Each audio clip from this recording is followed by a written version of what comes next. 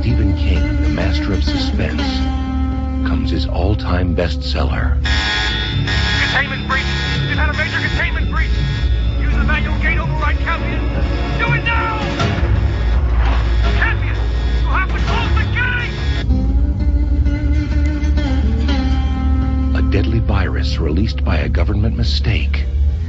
A frantic military willing to stop at nothing to cover up the terrible truth. The so-called super flu does not exist. What did you do? What did you people do? As the plague sweeps out of control, a nation erupts, society crumbles, the end is here. The monster's here! The darkman's here! Now, all that remains, the demon, the prophet, and those chosen to survive.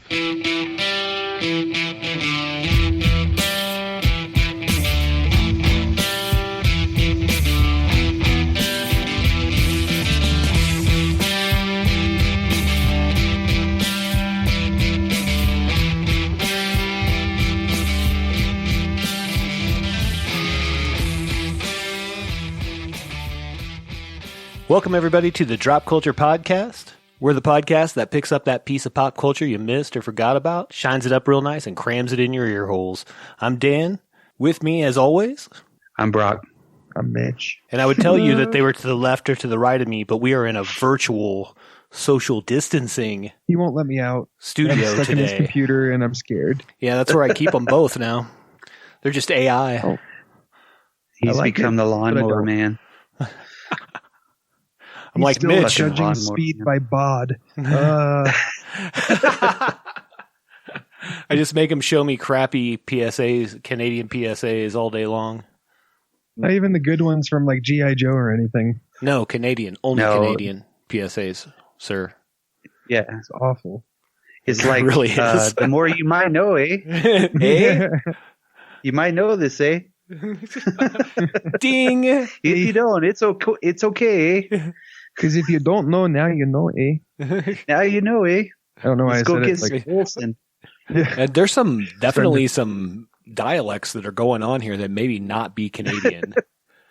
I was just thinking that. I was like, I'm going to back off now. Yeah, so apologies to our Canadian friends out there. Yeah. Yeah. Let's put another shrimp on the bobby. Well, just in time for, our own minor pandemic here, we are going to be bringing you today the miniseries from 1994, Stephen King's The Stand. Oh yeah. This is a movie that is totally 100% like relevant right now. That's the crazy part. When you're looking at this one and you're watching it, you're like, God damn, there's some things that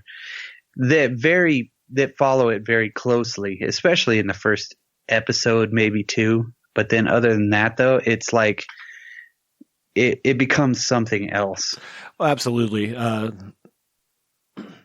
So I actually watched the first part of this. It's in 4 parts, or you can watch it all in one big part on YouTube for free. Boy. For free. But yeah, so I watched the first part of it with my daughter, and she's like, "This is really hard to watch. Yeah. I don't want to watch any more of this." And I was like, Yeah. "Okay, no worries, no worries." It's pretty crazy how close it hits to home right now, especially the first part where, it's just seeing how people adapt really fast like that. And this happens, the first part only happens over like a month? Yeah, it starts on June 16th, and then by July 4th, everybody's gone except for the last survivors, right? Right. That's the crazy part, that it goes so fast.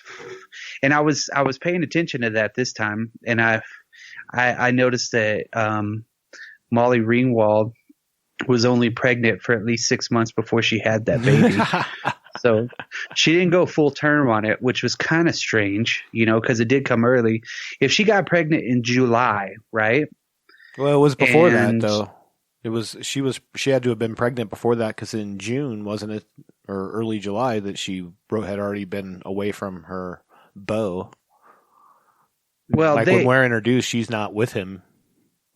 Yeah. Well, it wasn't his baby. It was Stu's baby. What? So, yeah. So if you add up the months, it doesn't make sense. It's not Stu's baby. So that was the whole. Oh, yeah, it is. No, 100%. I don't think and it we'll would get be, into that yeah. at the end because there's a whole reason why that baby's not immune. She was pregnant beforehand. Well, then I totally missed that because I was like, she only carried that baby for 6 months. I was like, that's unusual.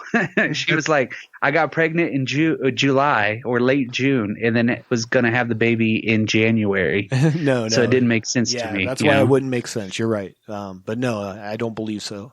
That's how, anyways, we'll get into that when we get into that part of the story, I guess. Yeah. So I know overall the whole series was one of those series. It was a major TV event back in the day. Stephen King had kind of like bucked the whole system, movie making system because they didn't really adapt his films the way he wanted to, from what I understand. And then he got the chance to do most of these series on TV, which he had more play with it, but he also wrote the teleplay for this one. Yeah, I was getting ready which he wrote the screenplay. Yeah, 100%. He did that adaptation to it perfectly. I mean, it was his own work, and to have him do it, that's pretty awesome. Yeah, absolutely. And it's kind of weird because I think 4 years before this, he came out with another version of the book, The Stand. Have either of you read The Stand? No. Okay, so the original Stand was about 900 pages, I believe. Close to that. That's just a guesstimate. But in 1990, he brought out another, here's 400 more pages that were cut from the book because you needed that in your life. Well, he cut it down whenever they first released it, didn't he? Well, yeah, that's what I'm saying. He put these 400 pages that didn't really add much to the story, in my opinion, and weren't necessary. That's why they cut them, probably. But they got rid of all that right away for this movie. Obviously, they could have not done that with the extra stuff. So it was weird that he brought that out, and then right away they got rid of it for this screenplay. There's also a couple characters that are kind of combined into one character, specifically Nadine and Lucy. Oh, and who else? Lucy, which is his love interest at the end of the movie with the feral boy. Oh, yeah. Okay. She actually, I believe, went through the tunnel with him and all that. So Nadine didn't? No. In the book. But they were together in the book. It was she had left before they met them. And I don't remember, maybe I was wrong on the tunnel piece, but it's been a long time since I read that book. No, I never attempted to because it was so fucking long just to begin with. At the beginning of the street, she's like, I can totally do this. And by the end of the street, she's like, I can't do this. Yeah, I can't go with drugs. No. That's how long it took. Her acting in this movie was pretty weird. Laura San Giacomo is a pretty good actress. Well, let's get into. Do we want to get into the cast and who's all? Yeah, in it? let's go ahead and get into the cast for it. Kind of start out with the title role was done by Gary Sinise. He was Stu Redman. And Gary Sinise brought a lot of, I guess you could say, credence to the role because he was a good actor. I mean, at this point, he played that role perfectly too. He really, really did. His biggest movie, I think, was Of Mice and Men at this point too. I think, right. And he was a big stage actor before he got into the movies. That's the first movie that I remember him from was Of Mice and Men. He did such a great job in that movie, but it's almost like the same kind of character. It fits him perfect, like he said. Yeah, it's just he did really good with the little bit of a southern draw that he did have, and he just played the role very well. Yeah, and I mean, he was the one that he was, of course, the one that carries the whole story, and you get to see him because he was one of the first people, kind of going forward, and one of the first and one of the last, which is kind of crazy. But then we have Molly Ringwald, of course, from all of the Brat Pack movies, everything like that, which was a kind of a from Facts of Life fame. Yes, she was Franny Goldsmith, and it was kind of an unusual role for her too because it was a dramatic turn, in a way that it wasn't. Yeah, that it wasn't like I don't know. It wasn't her normal teen rom-com type stuff, I guess. I have to agree with Mitch. This is probably the worst casting of the movie. Oh yeah. Honestly, like her acting just did not vibe well with these actors that are amazing actors. And her gums. And she just did everywhere. not keep up with it. Yeah. I mean, like without the appearance, like it was just something about her acting that was not sold. Like every time something like serious happened, she's like, what is it? I just like, as simple as that is to say, I just did not buy it. So it sounds so stupid, but she just did not sell any of it to me. And I just didn't take any of it. I have to agree with you. This was not her best. And I don't think she really bounced back after this one anyway. It gives I can't really. Oops. I'm sure maybe she did. I'm sure there was something that was popular with people other than myself that she came back for. But yeah. Yeah. I think she's best remembered in those 80s roles. Yeah, that's where she's the best at. And after that, nope. Yeah. Jumping up in the air like, wow. Well, and then we got Randall Flagg. Randall Flagg was the main bad guy in the movie, and he was played by Jamie Sheridan. This dude like pulls off this role really, really well, I think. He's got one of the biggest heads I've ever seen on screen. I mean, his hair is really big to cover up the size of his head, but he's got a chin for days. Yeah, he does. The dude's head is like a watermelon on a fucking toothpick, man. I mean, he's like he's an over the top kind of a character. Be crying in your big pillow tonight, you big headed bastard. Yes. But he's got like, I was looking at his head compared to Miguel Ferrer's. Whenever they were close up, and I was like, Jesus Christ, he could eat him in one bite. You know what I mean? What the fuck is that? Right. Yeah, I don't think that Jamie Sheridan really did a lot of stuff before he did this, and I think he was more stage too. He was more stage, and he did like some TV stuff. He was on, I believe it was some soap operas and some like hospital shows later after this. Yeah. Law and Order. I don't know. Yeah. Sure. Yeah. Sully. He was on Sully, huh? Yeah. Oh, that's cool. Yeah, great. He was on Arrow. He was Robert. Yeah, so Queen he was Arrow. actually. I was getting ready to say that he's actually Oliver Queen's dad, who kills himself so that Oliver can live at the beginning of the show. But he makes several appearances throughout the show, like 8 or 9 episodes, I think, in flashbacks. So yeah. Wow. Yeah. Other than that, though, I mean, it was mainly TV work, Yeah. Even before that, I'm just looking through his IMDb. There's just really not. He didn't do a lot of movies. I would surmise that he would have been in some sort of helicopter movie or some shit like that. But anyway, he came from a family of actors, though.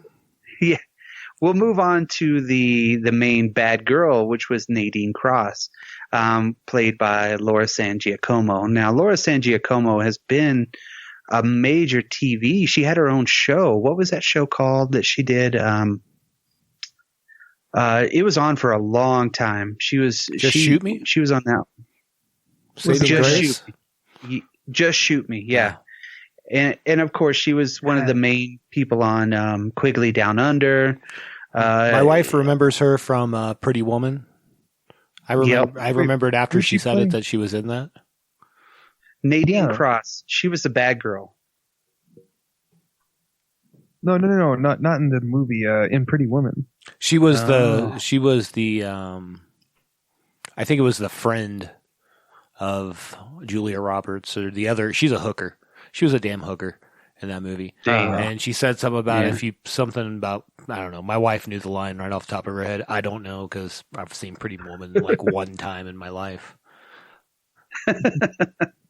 Well, then, I mean, she played the role. It was weird. Her kind of overacting in it, when she's like, Larry. Every time. I don't think that they should have. I mean, it's a toss up between Molly Ringwald and Laura San Giacomo as the ones that should not be in this. Even though Laura San Giacomo was probably better than Molly Ringwald in it. Yeah, 1,000% better than Molly Ringwald in this movie. Yeah, and then we got Ruby Dee, which Ruby Dee was like 70 years old at the time of this, but they made her look 103, 108. 108 because his mother Abigail Fremantle. So they actually won a Emmy because of makeup and sound effects on this movie. I mean, they did actually decent. 2 primetime. They were nominated for 6 primetime Emmys, and they won 2 for makeup and sound mixing. So yeah, let's talk about Ruby Dee in there though, because she is like an actress and stage person for like ever. She's won a ton of awards. She was Raisin in the Sun, if you remember that. She was in that. And her husband is in this movie as well. Yeah, Ossie Davis. Yeah. Because he was judge. Just hanging out on set because they had somebody else picked out for that role, but then they got sick and then he took over, which he was pretty good, the judge. What was his name? Yeah, I know it's Ossie Davis. They called him Judge a lot. I can't remember what his last name was off the top of my head. Judge Richard Ferris. Yeah, there you go. And then you got Miguel Ferrer. He was Lloyd. He was the guy. He was the number 1 guy for Randall Flagg, which his character is kind of like that tragic character too. Like he was thrust into it, and he had his loyalties throughout the whole thing, and he wasn't going to give up on him no matter what, no matter how bad he was, because he saved him. I actually liked his acting, and I liked that. I liked his character a lot. Yes. Yeah. He had Miguel Ferrer is a good actor too. So he was able to bring like Gary Sinise and Ruby Dee, bring a little bit more of that controlled act, the more, I don't know, adult acting, you could say. I mean, he was really in the role, which was really good, And I know Miguel's got to be close to your heart because his big first role was RoboCop. Yeah, I know. Yeah. Oh. Yeah. Shit. Yeah. Okay. Yeah.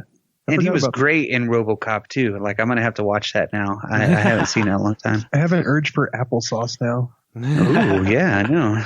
It tastes like baby food. But then, full disclosure, I just had a snack pack. Oh, nice.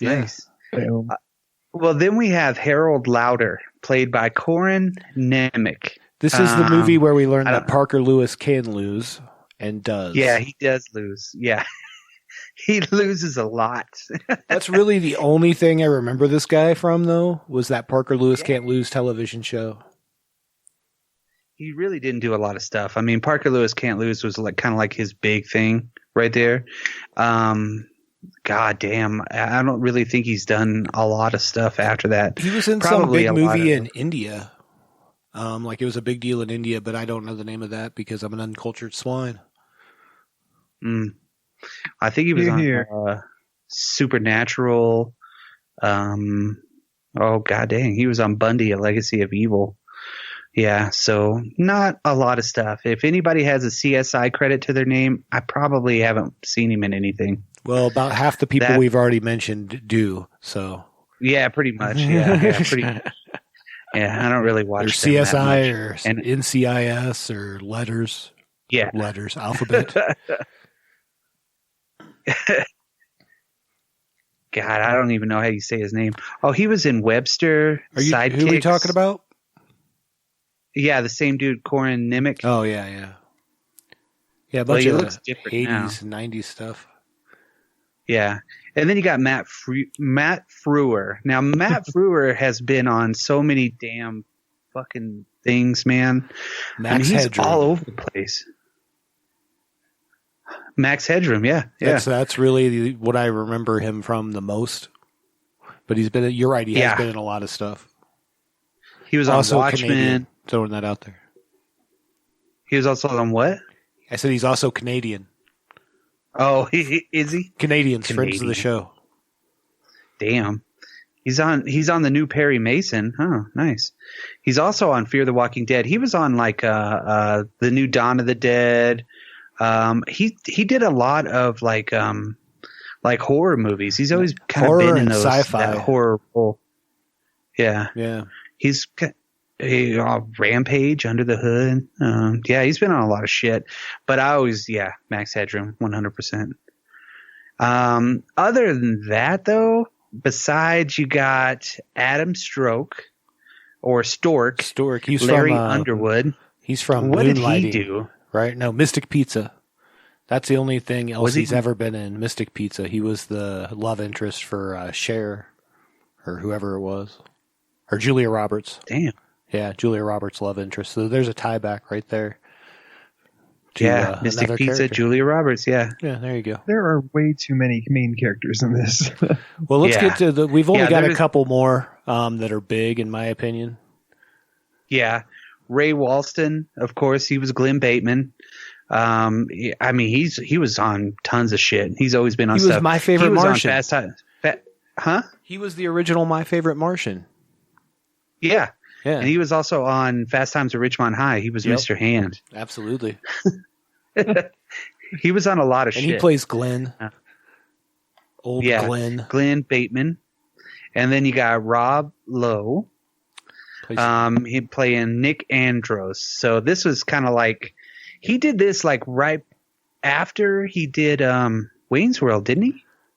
I that sounds about right. Around that time. I think so. So I think everybody knows who Rob Lowe is. I will say, I think he did some of his best acting in this. I Yeah, thought he brought actually. some gravity to Nick's character. Oh yeah, yeah. I mean, with not being able to talk and everything like that, he was good. Yeah.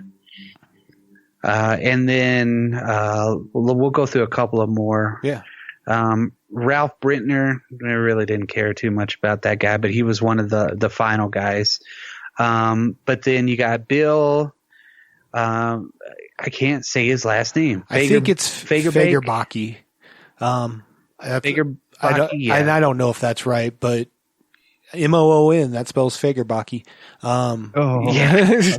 I don't know how to pronounce that, but I do know, obviously, the biggest credit that this guy has is he is Patrick Star on Yes. SpongeBob SquarePants. yay. And also he was on Coach, the Yes. TV show. And that's where you'll know him from his looks, because that was That's where I do him. Yep. Yeah. The fact And that probably- he's Patrick Star's Go ahead. icing on the cake. Yeah. Yeah. Other than that, though, I mean, So the last one I'd like There's to a lot talk of- about is Shawnee Smith. yeah. Shawnee Smith, she was Amanda Young in the Saw franchise. If you guys ever saw the Saw movies, Yes. but the biggest thing. So she's actually a musician and an actress, and she was in a band called $5 Ho, and $5 was spelled like $5 from "I'm Gonna Get You Sucker," which was Chris Rock's character. And I'm going to get you, sucker. But it was a punk band. So, yeah, she fucking wins. She was also on Yeah. Becker. I don't care about that, but she was. Well, she was on the Blob as well. Yeah, she The new was Blob? she was the girl, right? Yeah. That was one of the best remakes ever, I think. She was so good on that one. But yeah, Ho. she's a fucking weirdo in this movie. She does it well, She's- though. I'll say that. She definitely plays a psycho pretty well. Which, if you've seen her in those Saw movies, fits. So, Yeah, fits really well. right. All right. So I think that's pretty So, much the now players, right? Yeah, exactly. Why? No, I don't want to do that. Bastards. I don't know Okay, what's going so on. Hello. let's look at the production credits for. I don't.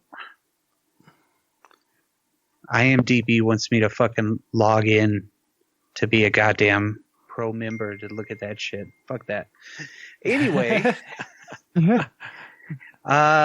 it was basically a screenplay written by Stephen King. It was directed by Mick Garris. Yeah, he did Mick Sleepwalkers Garris- before this. Yeah, I mean, that's what's really cool about like Stephen King is he kind of stuck with the same kind of people, you know. He did some cool stuff like he did The Fly too, Hocus Pocus. He was a writer. Yeah, do you remember that Masters of Horror show that was on Showtime where they would have like a different director or creator? He was the creator of that show. Oh, Really? Yeah. That's really cool. Because he really didn't do a lot of stuff, honestly. He did that new movie, Nightmare Cinema, where he directed a couple of them, and that wasn't that great, but it wasn't that bad. You know, it was kind of different. Like the most recent thing I know about him, he does a podcast, and he's going to be part of the Bloomhouse podcast network. So now I don't like him anymore. And but that really the thing that I think most recently there was a Life and Legacy of Lon Chaney Jr. documentary that he made. Really? Yeah. That would actually be pretty cool. Because Lon Chaney's that's a big story that not a lot of people have really kind of dove into, I guess. Nobody's done like a biopic of those guys. Right. You know? No. Yeah, I think that would be really cool. Yeah, especially because he was from here. Corona, run. From the Colorado Springs. Mm-hmm. And that's why we're doing this by Skype, Mitch. What's that? That's why we're doing this by Skype, so you can't give me the corona. Yeah, I heard him cough. It's coming for me. It's coming for you. That's why I'm Getting keeping the you on my hand computer. Oh, God, I'm out of the hand sanitizer. Oh. Well, hey, of course, this had a really huge budget, $28 million, right? It was shot over like 200 and something different locations. It was all One over of the them place, was which right was here. really cool. At Garden of the Gods. Well, it was really where? Which one? Absolutely. Which part? I don't know. I just know that it was. Oh, boy, that's pretty cool. God, you have to ask so many questions? No, I'm just kidding. Well, I do know that they were really supposed to film in Boulder, but then Boulder passed an anti gay and lesbian law or something like that right before filming. And since Stephen King's daughter was I'm just trying to think of the right way to say it because she was lesbian? on that. Yeah, she was a lesbian. I think that's perfectly acceptable for you to say the word lesbian. Yeah. They pulled out of that one. So Wow, they that didn't must have been big old there. Boulder, because now Boulder's just a bunch of hippies, Yeah, completely different. hippie college Because I know kids. Stephen King. Didn't he live in Boulder for a little while? I think so. This movie was mostly filmed in Utah, though. I think that was like there was a lot of locations in Utah. Yeah, I mean, it looks really. I mean, the places that they did pick were pretty cool. Absolutely. And some of the effects were pretty bad, and some of them were decent. For the time, yeah. For sure. Yeah. Like, there's a fire scene where he was walking out of that. I was like, But I mean, like, for the time, you know? Yeah, it wasn't that bad. Yeah. Well, I mean, we really, won't get into the end of the movie where I think maybe they fell off a little bit. Oh, yeah. Well, on this if you're listening to this, I mean, we're really going to concentrate episode at a time, but we're not going to really go into depth on them. But let's start it off. Let's start it off how everything kind of starts. And I think this is one of the best fucking openings of anything ever made.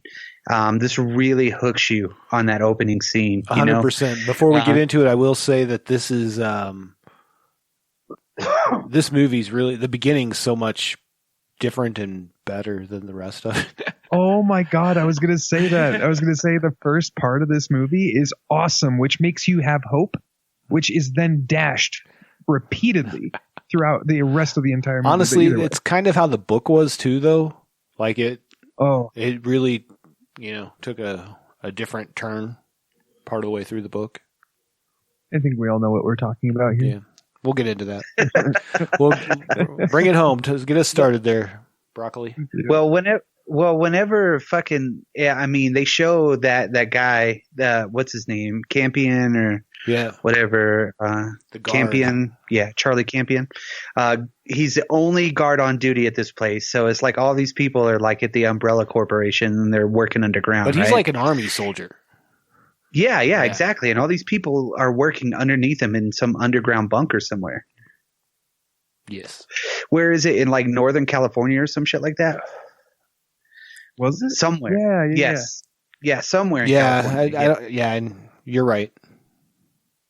And this is the weird part, which kind of hits home now. They released this Project Blue, which is a weaponized version of influenza.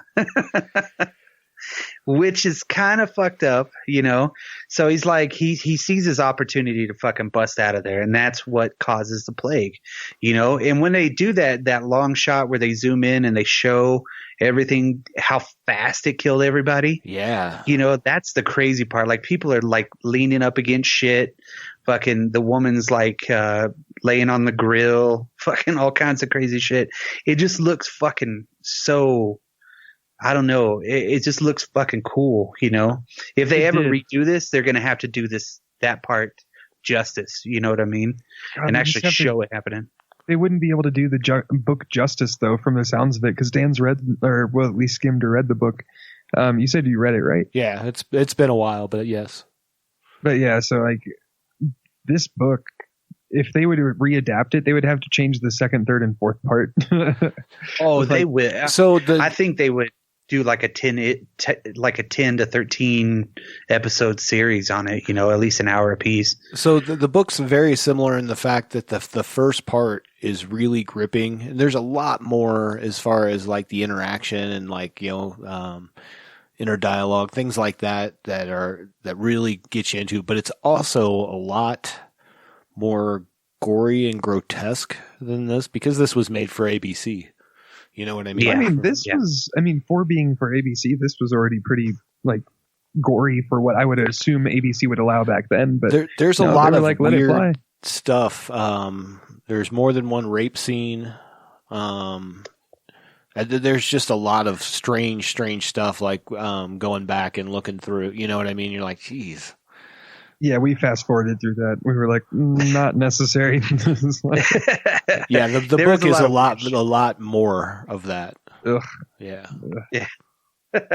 Well, I mean, he gets away barely, right? Like the with fucking chain link fence is going to keep it, from escaping, right? So that goes to show you the one guy that could have stopped all this from happening. Doesn't matter if you're a soldier, who you are, you're probably going to run when you think your whole family's more than likely. Die. Yeah, more than likely. I mean, you're gonna grab the baby and a pack of diapers, you know, and get rolling. You'd be amazed at how selfish people can become. Yeah, and when it's death not, is in the way. Yeah. I don't even think it's selfish. I think that it's like a survivalist. You know what I mean? It's the fight or flight instinct. Even though you know it's for the greater good, that you know somewhere in your head you're like, I got to live. I mean, I feel like I would just close the gate and wouldn't kiss my family and bid it, but you know, so much better than Campion. No, I'm just kidding. Yeah, well, he's above ground, so maybe he had that idea that I'm above ground and it's not going to get me, but he knows that that's protocol, right? For him to go ahead and just be like, "Fuck it, I got to close the deal. Everybody's dead." But where's everybody else? You know, are they the only ones above ground right there? Apparently. You know, because it looked like there was some more stuff going on around there. But where do all the people go into the actual underground bunker? How do they get there? Did they live down there? Those are the questions that I had about it. That's a good question. Like, yeah. Do they have a parking lot somewhere, or did they bus them in, or train them in, or some shit? I don't know. The base reminded me very much of like, you know, that desert base that you picture like from The Incredible Hulk. Where they blow up. You know what I'm talking about? Where they, you know, it's just out in the middle of nowhere and they're blowing up a small town. You know, they grab a stapler on a fucking old table somewhere and it fucking shoots them down. Like it really does remind me of like Resident Evil. You know? Yeah. There's probably a town close by and that's where everybody lived and they probably went there in the train and work shifts or some shit. Was that Raccoon City? Raccoon City. That's from Resident Evil. Yeah. Well, I mean, he goes fucking forever too. Like, I mean, he goes from California all the way past Dallas, pretty to Arnett, much. Texas. He's in East Texas and Arnett. And that's whenever, like, you get to see the very first person to come in contact, which he wasn't, but in the movie, because if that dude did stop at any point, he'd already come in contact with so many other people. Yeah, he was already spreading it. And he was what? He was already spreading it. Yeah. Oh, yeah. He had spread it halfway across the country. And at that point, going through all those major cities, he would have, got laid waste to everything. It was already fucked. You know what I mean? And later on, like, there's an interaction where one of the characters calls back to L.A. and she says how bad it is there. Later when we meet Larry.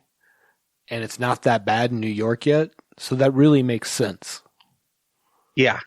It took a while to get over there, but they're showing that whole behind the scenes with the one guy, Ed Harris, that we forgot to mention.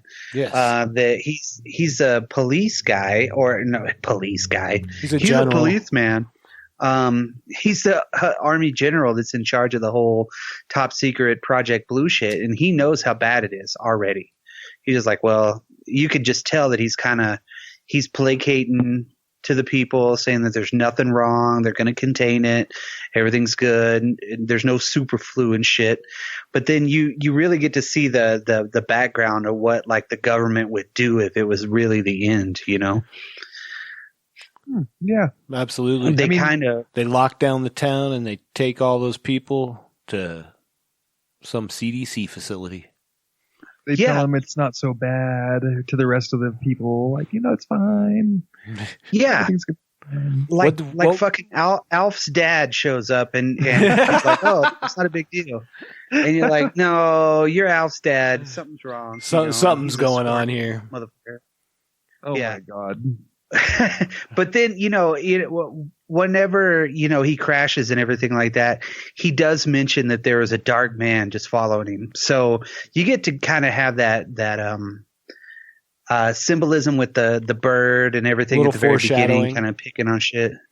Yeah. And it was really kind of foreshadowing into who's really there and everything like that. So, God dang. And they start calling it Captain Trips, which it kills 99.4% of the world's population in 2 weeks. 2 weeks. I think I read somewhere that somebody did the math based on, like, the population at that time, and that would have left like 85,000 people. Jesus. Around the world. You'd kind of have to imagine what they were doing in other parts of the world too. Right. If they weren't the chosen ones, how are they going to get to fucking Boulder? You know what I mean? Who is gonna bring them there? I don't know. Maybe they just don't have to fight that battle. Yeah. Don't we get to at one point to get to see Larry Underwood? He's in New York, right? He's kind of going driving to his mom's house. Yeah, he goes to his mom's house. Not your mom's house, his mom's house. Yeah. I mean, he's laying low because he owes some money to some land sharks or some shit. He's driving his land sharks. That's awesome. He's driving that sweet a 94 Camaro. It is, baby, can you dig your man? He's a righteous man. He's a righteous man. Stephen King wrote that song, from what I understand. Like, he wrote the whole fucking song, which is weird. I could see that. He used to do a lot of cocaine. It's such a cheesy fucking song, but it's the last hit song at the end of the world, which is crazy. And it's Larry Underwood's song. It has such great meaning later on when, like, Randall Flagg is singing it. Yeah. Everybody at one point is like humming it or singing it because it's all over everywhere. It's a really cool kind of in-movie joke or in-movie tie back to everything before everything stopped. Right. We do meet Franny Goldsmith, Molly Ringwald, And Harold Lautner. and Harold. Or Louder. He's so fucking weird. Louder. Yeah. He's a weird dude. Like, he's like, oh, it just got published in this book, and her dad's a dick. Her dad's Whereas, awesome. oh, she's in there. I would have done the same thing. Fuck yeah. Yeah. Oh, she's in there. Hold on a second. She's like, Then, no, of course, I don't want to talk to the pimply faced poet guy. Get out of here, Well, Parker Lewis. Yeah, no more Parker Lewis. And he's wearing his fucking velour jumpsuit, and his fucking trainers.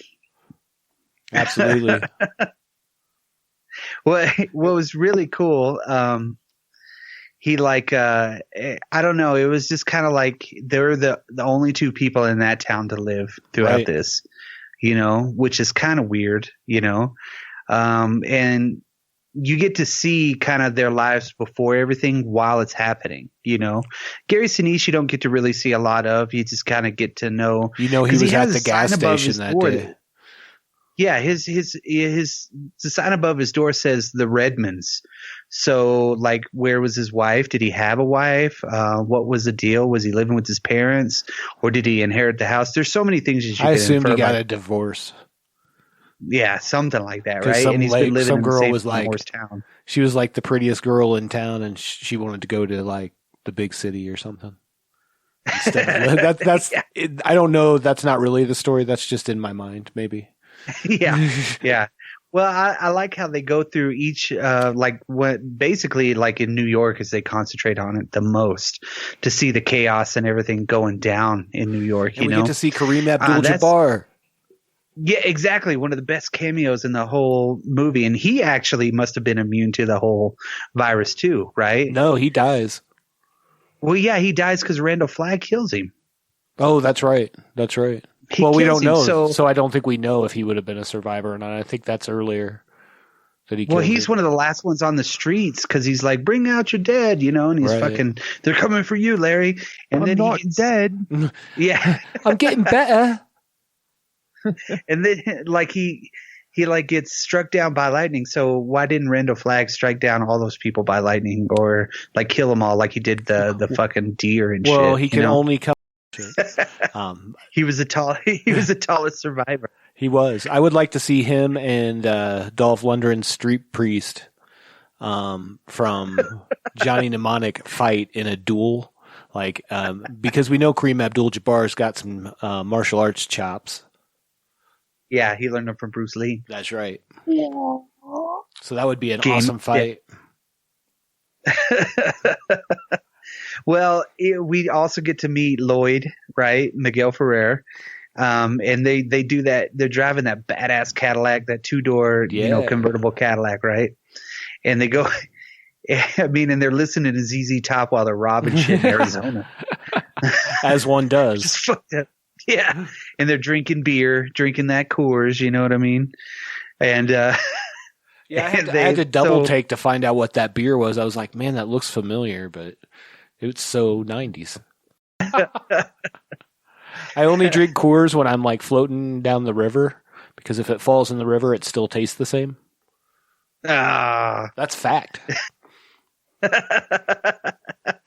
Because it is brewed from the Rocky Mountains. It's cold. It's good. It's water. Well, we get to see how fast everything goes, because they really do, they cut in, and kind of show the world going into chaos in those fucking 2 weeks is so fast. And that's where it kind of really hits home right now, just because it is weird, because right now, I mean, we get to see there's no chaos happening, there's no riots and shit like that, even though there's fucking people in Wisconsin or where is it, Minnesota, that are like blocking the goddamn. Oh, don't you know? I think it's Minnesota, where they have they have protesters protesting social distancing, and they're blocking the the fucking medical facilities, so Right. people can't get into them. It's like, what the fuck, right? So, I mean, we're kind of getting to the point. I mean, if this was as bad as it really would have been, we would have seen some of this shit. You know, somebody's going to get shot over toilet paper and shit. And see that I could almost see that happening. Like Michigan is already protesting with streets full of cars trying to reopen everything. It's like a double-edged sword because I understand where they're coming from, but at the same time, but they're not like holding medical equipment from people or anything. So I guess that is totally different ballpark still. Yeah, it's fucked up. Like, how can you like protest a virus? Like, what the fuck? We hate you, virus. Go away. Yeah, even back then, I mean, they would have put on if like Captain Trips was as bad as it was supposed to be, martial law would have been in effect really fast. All the major cities would have been on lockdown if this was now. There's all kinds of shit. Well, and I think that we would have had a different story. We have a government that has a little bit looser tie on it now due to like all the stuff that happened at 9/11. So they really have the authority now to kind of do whatever they want, you know, where before that wasn't necessarily the case. Yeah. Does martial law mean we all become marshals? Just you, Mitch, actually. Sweet. Oh, wait, what? Why? Yeah. Is it because the M, Marshall? Yeah, Mitch? yeah. Marshall Mitch. Yeah. Brave Star. Okay. This is acceptable. I'm okay with this. Fair. Okay. I say we continue with the podcast. Marshall says. Better listen to the Marshall boy.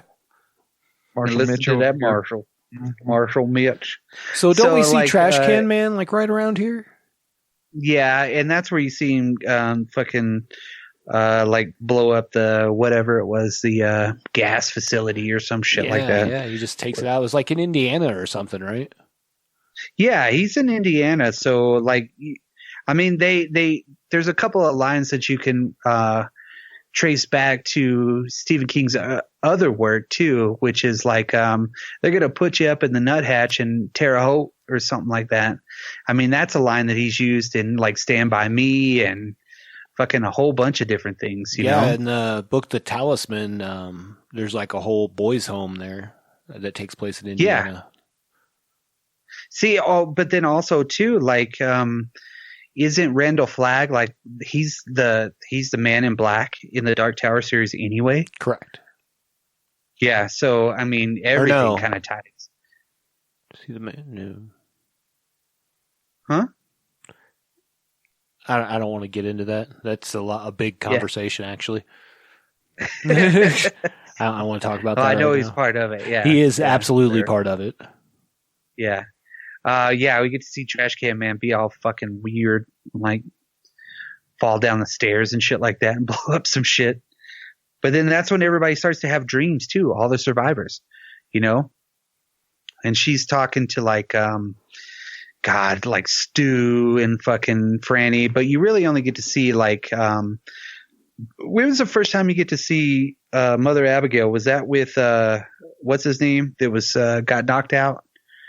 Rob Lowe, and he's like, I can talk. I can hear. And then, I mean, that's a pretty sad deal too, because that dude that was acting in that part was fucked up too. He was acting like a gorilla. Yeah. You know, they were beating people up and shit, and he didn't know he was a deaf mute. But they were acting like a gorilla? Yeah, the dude was like, when he was in the fucking in the jail cell. Oh yeah, kind of like flexing gorilla, I guess. Yeah. Weird. So we're on a hunger strike until we get loose. What? You can't have a hunger strike in like some fucking, one horse fucking town. You know what I mean? You can now. But which is everything is just like. The different places that they have everything kind of set where all the main people are is like I guess Rob Lowe is just a drifter or some shit like that, you know? Right. That makes sense, I guess. Like, they kind of play on the fact that they don't really hold back. This is definitely 90s where it's just before it was not acceptable to do a lot of the things in this movie. When it comes to the other guy, that's Patrick Starr. and Yeah. Rob Lowe. You know, like the things that they've said about them and all this other stuff. But Well, and I guess part of it is needed for the movie to portray that portion of it. But yeah. And the book is worse. It's kind of there's some really kind of racist stuff in it, which is weird.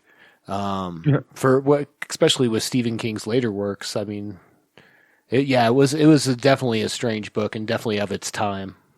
You know. Yeah. I mean, they're like, he's deaf and dumb.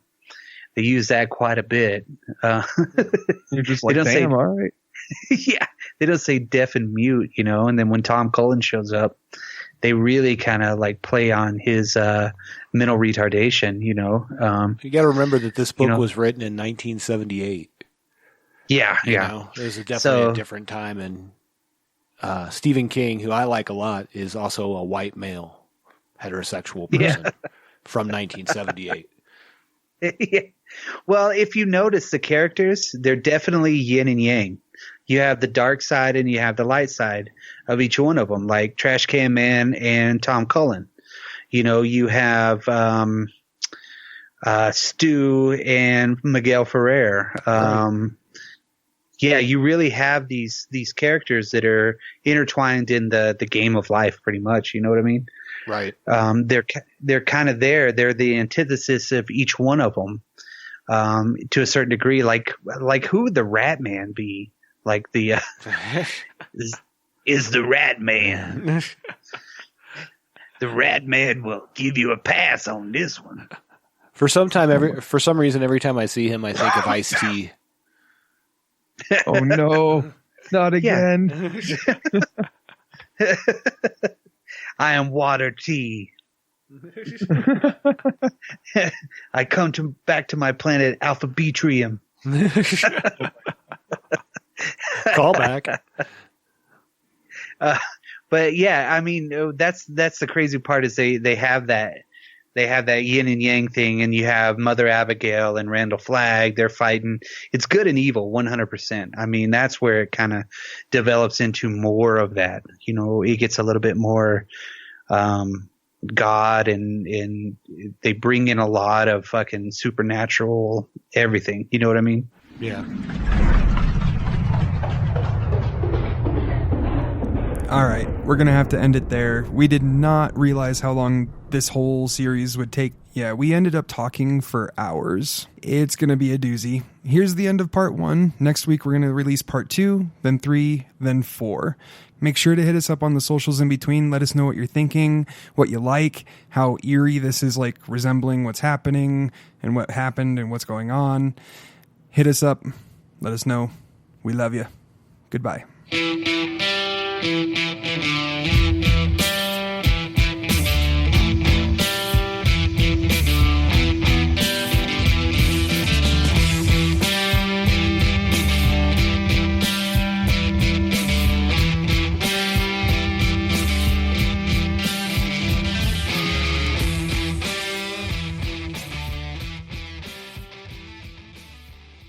Love, peace, chicken grease.